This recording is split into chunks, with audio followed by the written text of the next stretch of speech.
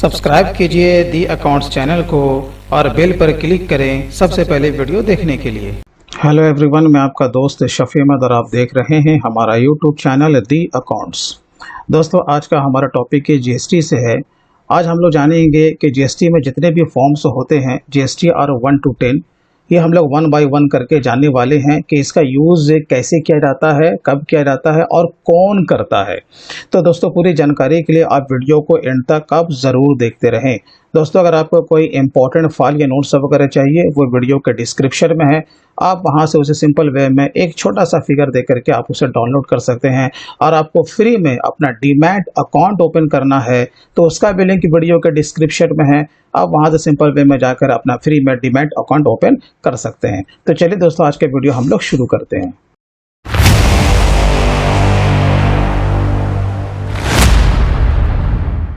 तो दोस्तों, सबसे पहले बात आती है GSTR1।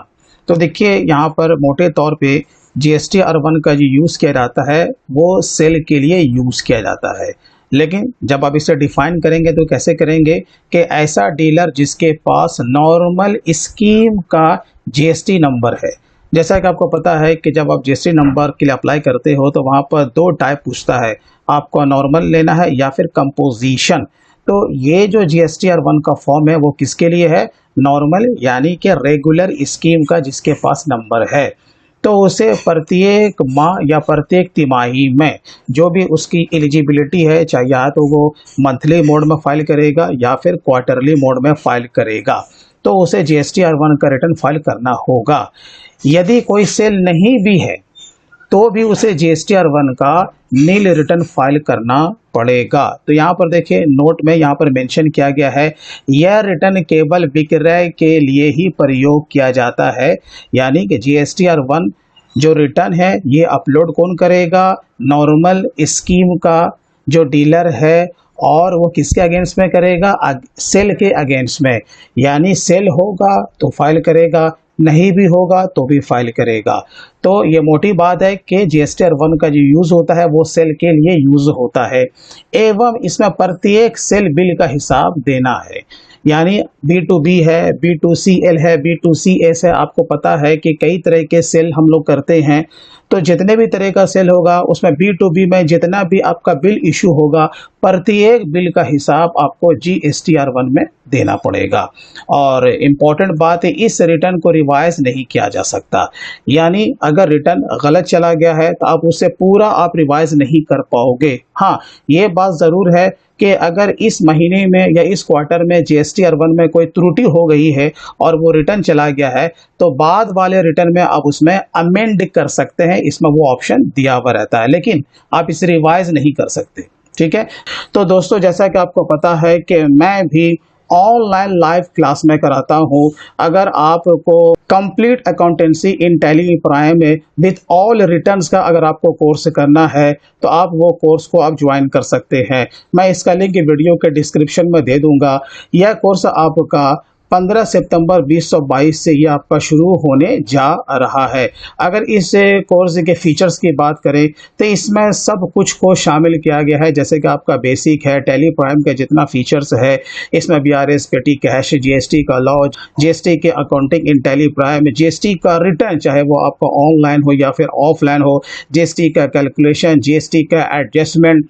जब ये पूरा कंप्लीट हो जाएगा उसके बाद आपका TDS का पूरा लॉ, TDS की अकाउंटिंग इन टैली प्राइम और मैनुअल, TDS का रिटर्न चाहे वो आपका 24Q हो या फिर आपका 26Q हो, और TDS से संबंधित जितना भी आपका रिवाइज रिटर्न है, फिर TDS का सर्टिफिकेट है, वो सब कुछ इस कोर्स में शामिल किया गया है। फिर उसके साथ साथ आपका इनकम टैक्स, आपको ITR1 कैसे फाइल करना, ITR4 आपको किस तरीके से फाइल करना है, ये सब कुछ आपको इसमें बताया गया है। और आपका एंड में अकाउंट्स फाइनलाइजेशन, ये इस कोर्स में शामिल है। दोस्तों, अगर आप इस फील्ड में अपना कैरियर बनाना चाहते हैं और अपने फ्यूचर को ब्राइट करना चाहते हैं और आप ग्रो करना चाहते हैं तो हमारे इस आने वाले कोर्स को आप ज़रूर ज्वाइन करें। दोस्तों, ये आपका लाइव क्लास है जो कि 15 सितंबर 2022 से रात के 8 से 9 बजे के बीच में शुरू होगा। और लाइव क्लास के बाद इसका रिकॉर्डेड वीडियो देखने के लिए आपको लाइफ टाइम का एक्सेस दिया जाएगा। अगर हम लोग इस कोर्स के फीस की बात करें तो यहाँ पर अभी 10,000 है, लेकिन अगर आप हमारा कोड यूज़ करेंगे तो इसमें 40% का आपको इंस्टेंट डिस्काउंट मिल जाएगा। तो दोस्तों ये आपको ऑफर लिमिटेड है, चंद ही दिनों के लिए है। अगर आप इंटरेस्टेड हैं तो आप आज ही इस कोर्स को ज्वाइन करें। इसका लिंक मैं वीडियो का डिस्क्रिप्शन में दे दूंगा। तो ये हुआ GST R1 की बात। अब आते हैं GST R2। तो ये देखिए, ये जो रिटर्न है ये किसके लिए? For purchaser. तो इससे ये क्या पता चलता है कि ये परचेजर के लिए है, और इसे रिकंसाइल करने के लिए परचेजर को ये दिया गया है कि जो भी सेलर GST R1 में परचेजर को शो करेगा B2B में, उसे ऑटो पॉपुलेट होकर के कहाँ दिखेगा? GST R2A में दिखेगा। तो देखिए, ऐसा डीलर जिसके पास नॉर्मल स्कीम का GST नंबर है, यानी कि ये रजिस्टर्ड डीलर तो है लेकिन इसके पास कौन सा स्कीम का नंबर है? नॉर्मल, जिसे हम लोग कहते हैं रेगुलर, और उसने किसी अपने जैसे ही डीलर से कोई माल या सेवा को परचेज किया है, तो उसने माल के साथ GST भी उस डीलर को पे किया होगा, सीधी सी बात है। तो उसे मिलान करने के लिए वह GST R2 का प्रयोग करेगा। जैसे कि मैंने कहा कि GST R2A जो है वो रिसिपिएंट के लिए है, यानी कि उसने जब किसी अपने जैसा डीलर, क्योंकि उसके पास भी नॉर्मल स्कीम का नंबर है तो उसे भी ITC क्लेम करना है, तो उसने सामने वाले डीलर से माल परचेज किया, तो सामने वाले डीलर ने उसे GST R1 में शो किया, तो उसे कहाँ दिखेगा? GST R2A में दिखेगा। वो उसने B2B में दिखाया, राइट, उसे कहाँ दिखेगा? उसे GST R2A में दिखेगा। तो इससे ये पता चल जाएगा कि हाँ, जिससे उसने माल खरीदा है उसने उसे रिटर्न में शो कर दिया है। तो ये रिटर्न अपलोड नहीं करना है, ठीक है? GST R2 को अपलोड नहीं करना होता है, यह रिसिपिएंट को केवल मिलान करने के लिए दिया गया है। रिटर्न अपलोड कौन होगा? GST R1 का रिटर्न अपलोड होगा, राइट। अब बात आती है GST R2B। ये आपने पोर्टल पे देखा होगा। ये अब किस लिए? फॉर ITC का माने होता है इनपुट टैक्स क्रेडिट। जैसा कि आपको पता है कि जब आप GST R3B का रिटर्न फाइल करने के लिए जाते हो तो उसमें ऑटो पॉपुलेट हो करके आपका ITC दिख जाता है, तो वो कहाँ से उठ के आता है? GST R2B से आता है। तो यहाँ पर देखिए, GSTN यानी goods and service tax network के नियमानुसार हम अपने हिसाब से ITC का क्लेम नहीं कर सकते। जैसा कि आपको पता है कि यहाँ पर GST का लॉ कहता है कि भाई देखो, जो GST R2B में आपका ITC दिख रहा है आपको उतना ही क्लेम करना है, कि कोई भी रजिस्टर्ड डीलर अपने हिसाब से ITC क्लेम नहीं कर सकता, राइट। तो इसमें क्या है?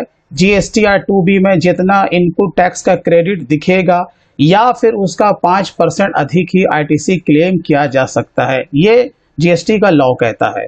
तो ये फॉर्म खास तौर से ITC क्लेम करने के लिए ही बनाया गया है, क्योंकि जितना ITC यहाँ दिखेगा उतना ही ऑटोमेटिकली GST R3B की ITC वाले कॉलम में दिखेगा। जैसे मैंने अभी मैंने आपसे कहा ना कि GST R3B का जब हम रिटर्न फाइल करते हैं उसमें जो ITC जो आता है वो कहाँ से आता है? GST R2B से। तो क्या पता चला कि GST R2B का रिटर्न भी अपलोड नहीं किया जाता है। ये हमारे लिए दिया हुआ है कि अगर आपको ITC क्लेम करना तो आप देखिए कि यहाँ पर आपका ITC कितना है। अगर शॉर्ट है तो आप ज़्यादा एक्सेस क्लेम नहीं कर सकते, केवल 5% ही उसका अधिक क्लेम कर सकते हैं। और अगर आपका GST R2B में ITC ज़्यादा आ गया है तो आपको ज़्यादा भी क्लेम नहीं करना है। जितना आपका एक्चुअल ITC बनता है आपको उतना ही यहाँ पर क्लेम करना पड़ेगा। GST R3B, अब ये रिटर्न क्या है? ये देखें, इस रिटर्न में व्यापारी को अपने टोटल सेल का समरी और इनपुट टैक्स ITC का समरी दिखाना होता है। तो जो भी नॉर्मल स्कीम का नंबर लिया हुआ होता है उसे सबसे पहले GST R1 का रिटर्न फाइल करना होता है। जब वो GST R1 का रिटर्न फाइल करता है तो उसी का डेटा ऑटो पॉपुलेट होकर के कहाँ आता है?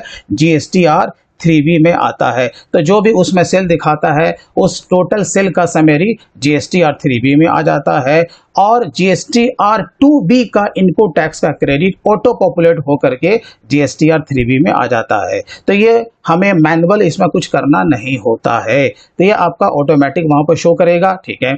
यदि ITC इनपुट अधिक होता है तो आप अपने आउटपुट से ऑफसेट करने के बाद रिटर्न को अपलोड कर सकते हैं। जैसा कि आपको पता है कि इनडायरेक्ट टैक्स का मामला कैसा होता है, आउटपुट माइनस इनपुट। तो जो भी आपका इनपुट है उससे आपको क्या करना है, आउटपुट को ऑफसेट कर लेना है। और आपको पता है कि गवर्नमेंट ने जीएसटीआर 3B आपको इसलिए दिया है कि जो भी आपके टैक्स की लायबिलिटी बनेगी उसका आपको कैश लेजर से भुगतान करना पड़ेगा, यानी कि आपको अपने पॉकेट से उसका पैसा देना पड़ेगा। और अगर ऑफसेट करने के बाद आपके कुछ भी लायबिलिटी नहीं बनती है तो फिर आपको अपने कैश लेजर से पैसा देने की जरूरत नहीं पड़ेगी, राइट। तो इससे क्या पता चलता है कि जब इसका समायोजन हो जाएगा तो ये रिटर्न आपको अपलोड करना पड़ेगा। क्या करना पड़ेगा, अपलोड करना पड़ेगा। तो बेसिकली जीएसटीआर 1 और जीएसटीआर 3B यही दो रिटर्न, अगर कोई नॉर्मल स्कीम का नंबर लिया हुआ है तो यही दो रिटर्न उसे अपलोड करना होता है। बाकी जीएसटीआर 2A और 2B ये आपको रिकंसिलेशन के लिए दिया हुआ है। चलिए, एक रिटर्न आता है CMP 08, यानी कि कंपोजिशन, इससे नाम से ही पता चल रहा है यह रिटर्न उस व्यापारी के लिए है जिन्होंने कंपोजिशन स्कीम का नंबर लिया हुआ है। यह रिटर्न क्वार्टरली वे में फाइल किया जाता है। अभी जो हम लोग बात कर रहे थे इससे पहले वो आपका किसके लिए था, जो कि नॉर्मल स्कीम का नंबर लिया हुआ है। और ये कौन है भाई, कंपोजिशन स्कीम वाला डीलर। अगर कोई ये नंबर लिया हुआ है तो उसको क्वार्टरली वे में CMP 08 रिटर्न को सेलेक्ट करके अपने सेल का समरी देने के बाद वो जिस कैटेगरी में आता है उसके हिसाब से उसे अपना टैक्स भी पे करना पड़ेगा। तो उसके लिए उसे CMP 08 फॉर्म को सेलेक्ट करना पड़ेगा। और ये जो रिटर्न है क्वार्टरली वे में फाइल किया जाता है। और आपको पता है कि साल में 4 क्वार्टर होता है, तो उसे 4 बार प्रत्येक वर्ष में CMP 08 को उसे अपलोड करना पड़ेगा। अब इसके बाद आता है आपका GSTR 5। अब ये क्या है, ये रिटर्न उस व्यापारी के लिए है जो NRTP यानी कि नॉन रेसिडेंट टैक्सेबल पर्सन। अब ये क्या होता है, ऐसा व्यापारी जो कभी कभी यहाँ आकर, यहाँ माने कि इंडिया में आकर व्यापार करता है, ठीक, और यहाँ से चला जाता है, क्योंकि उसका कोई फिक्स्ड बिजनेस एस्टेब्लिशमेंट नहीं होता है, राइट। वो यहाँ आता है और भारत के बाहर से माल को इंपोर्ट करता है और बेचता है और यहाँ से चला जाता है। यानी कि वो कभी कभी साल के बीच में आता है, बिजनेस करता है और बिजनेस करके वो यहाँ से चला जाता है। वो माल का भी व्यापार कर सकता है प्लस वो सर्विस देने का भी काम कर सकता है, राइट। तो उसे हम लोग क्या बोलते हैं, नॉन रेसिडेंट टैक्सेबल पर्सन। अगर इस नेचर का कोई पर्सन या कंपनी अगर यहाँ पर आकर के बिजनेस अगर करती है तो उसे GSTR 5 फॉर्म को सेलेक्ट करके उसे अपलोड करना पड़ेगा। अब देखिए, ये रिटर्न उसे मंथली फाइल करना होता है, ठीक है, मंथली। और उसे एनुअल रिटर्न फाइल करने की जरूरत नहीं है, क्योंकि वो इसलिए क्योंकि भाई वो तो कभी कभी आएगा, अब साल में 1 बार आए या 2 बार आए, तो सिर्फ उसे क्या करना पड़ेगा, उसी मंथ का मंथली रिटर्न फाइल करना पड़ेगा। तो इसके लिए गवर्नमेंट ने जो कि उसे फॉर्म दिया है वो GSTR 5 है। और इसका जो ड्यू डेट है वो आपका 20 तारीख है, यानी कि इस महीने का अगर उसे रिटर्न अपलोड करना है तो अगले महीने की 20 तारीख तक GSTR 5 में उसे अपलोड करना पड़ेगा। तो ये किसके लिए है, नॉन रेसिडेंट टैक्सेबल पर्सन के लिए।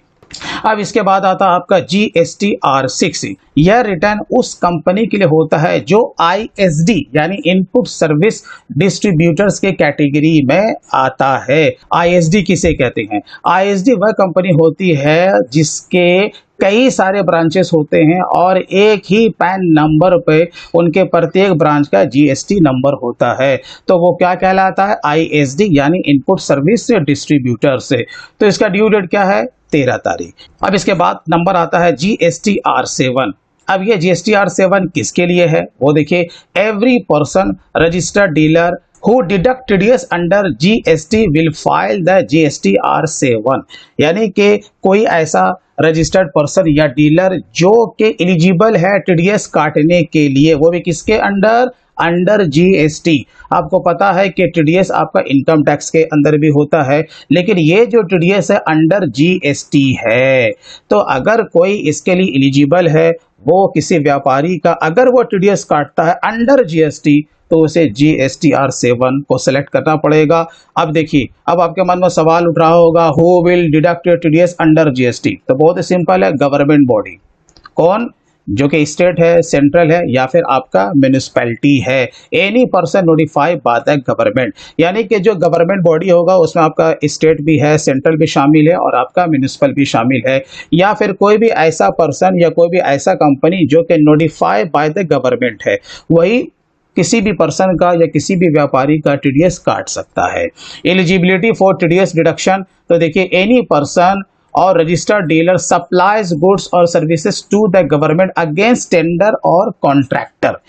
तो ये जो आपका जो टीडीएस काटा जाता है वो किसी कॉन्ट्रैक्टर या फिर टेंडर के अगेंस्ट में काटा जाता है, और उसका जो बिल अमाउंट जो है वो आपका 2.5 लाख से ऊपर होना चाहिए। यानी एक बिल का जो वैल्यू है वो आपका 2.5 लाख से ऊपर होना चाहिए। अगर 2.5 लाख से कम है तो फिर उसका टीडीएस नहीं काटा जाएगा। तो यहाँ पर जो टीडीएस का रेट है वो 2% होता है, यानी कि एसजीएसटी में 1% चला जाएगा और सीजीएसटी में 1% चला जाएगा। और जो भी डिडक्टिव होगा यानी जिसका के टीडीएस काटा जाएगा उसे ऑटोमेटिक कहाँ दी जाएगा, GSTR 7A में, जहां से कि वो अपना फॉर्म को डाउनलोड कर सकता है। अब देखिए GSTR 8 ये किसके लिए भाई, e commerce operator will file GSTR 8। और आपको पता है कि ई कॉमर्स ऑपरेटर किसे कहते हैं, कोई भी ऐसा कंपनी जिसका कि खुद का अपना प्रोडक्शन नहीं होता है, माल नहीं होता है, वो क्या करता है कि परचेजर एंड सेलर को एक प्लेटफॉर्म प्रोवाइड करता है कि दोनों मिल करके अपना परचेज एंड सेल वहाँ पर कर ले। तो आपका इसमें क्या आ गया, जैसे कि फ्लिपकार्ट हो गया, राइट, उसी तरीके से आपका मिंत्रा है, अमेजोन है, ये इस तरह के जो भी जो कंपनी होती है वो आपका ई कॉमर्स ऑपरेटर कहलाता है। अगर कोई ई कॉमर्स ऑपरेटर के कैटेगरी में आता है तो उसे GSTR 8 रिटर्न को फाइल करना पड़ेगा, जिसका कि ड्यू डेट आपका 10 तारीख है। उसके बाद आपका रिटर्न आता है GSTR 9। ये क्या होता है कि जो भी अगर नॉर्मल स्कीम का नंबर लिया हुआ है तो उसे एनुअल रिटर्न भी फाइल करना पड़ेगा। तो जो नॉर्मल स्कीम का डीलर होता है उसे एनुअल में GSTR 9 फॉर्म को सेलेक्ट करना पड़ेगा। उसके बाद आपका एक रिटर्न आता है GSTR 9A, जो कि कंपोजिशन स्कीम का नंबर लिया हुआ है, उसे एनुअल मोड में GSTR 9A भी फाइल करना पड़ेगा। एक आपका होता है GSTR 9C, ये किसके लिए होता है, जो कि नॉर्मल स्कीम का नंबर लिया हुआ है और अगर वो जीएसटी के ऑडिट में आता है। आपको पता है कि अगर आपका टर्नओवर 2 करोड़ या उससे ज़्यादा का हो चुका है तो फिर आपका जीएसटी का यानी कि सेल्स टैक्स का भी ऑडिट होगा। जो ऑडिट होगा तो उस ऑडिट का जो भी रिपोर्ट होगा वो GSTR 9C में मेंशन करना होता है। तो GSTR 9 और GSTR 9C ये किसके लिए हो गया, जो कि नॉर्मल स्कीम का नंबर लिया हुआ है। अब लास्ट आपका बच जाता है GSTR 10 यानी कि final return. Any registered person who has cancelled or surrendered his registration number needs to file GSTR 10। तो सिंपल सा लॉजिक है, अगर किसी ने जीएसटी का नंबर लिया हुआ है, अगर वो उसे कैंसिल करवाता है या फिर उसे सरेंडर करता है तो उसे क्या करना पड़ेगा, GSTR 10 भी उसे अपलोड करना पड़ेगा। He needs to file GSTR 10 within 3 months from the date of cancellation। तो इसको आपको ध्यान में रखना है कि अगर वो कैंसिलेशन या फिर वो सरेंडर करता है तो सरेंडर करने के डेट से 3 महीने के अंदर यानी कि 90 डेज के अंदर उसे GSTR 10 को उसे अपलोड करना पड़ेगा। फिर बाद में ही उसका GST का रजिस्ट्रेशन वो कैंसिल हो सकता है। तो दोस्तों ये था आपका GSTR 1 से लेकर GSTR 10 तक। आई होप कि आपने इसे सीख लिया होगा और आपको वीडियो अच्छा लगा होगा। तो दोस्तों अगर आप इसी तरीके से अकाउंट्स के फील्ड में महारत हासिल करना चाहते हैं तो हमारे आने वाले कोर्स को आप ज़रूर ज्वाइन करें, जो 15 सितंबर 2022 से आपका शुरू होने जा रहा है। तो मैं उसका लिंक वीडियो के डिस्क्रिप्शन में दे दूंगा, आप वहां से सिंपल वे में जा करके आप इसमें इनरोल कर सकते हैं। तो दोस्तों चलिए फिर मिलते हैं किसी दिन किसी नए टॉपिक के साथ, तब तक के लिए take care and bye bye.